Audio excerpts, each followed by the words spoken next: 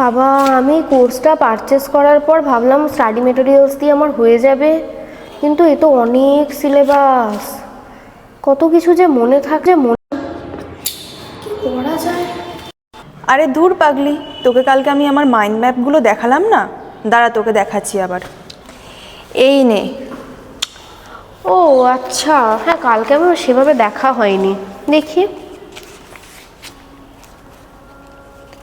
আচ্ছা, types of evaluation, benefits of using computer, আচ্ছা Aristotle model. ও তার মানে বিষয়টা হচ্ছে ছক আকারে দেওয়া আছে। হ্যাঁ। এইভাবে আমার তো ভালো মনে থাকবে বলেই মনে হচ্ছে। এই তাহলে তোর এই বইটা আমি নিতে পারি? আরে বইটা তো আমি পড়ছি, আমি তোকে দিয়ে দিলে কি পড়বো আমি?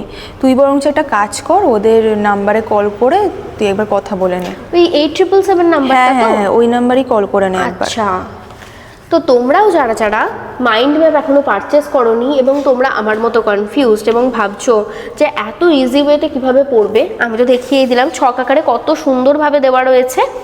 তো তোমরা 8777279548 এই নাম্বারে কন্ট্যাক্ট করে মাইন্ড ম্যাপটা কিন্তু নিয়ে নিতে পারো।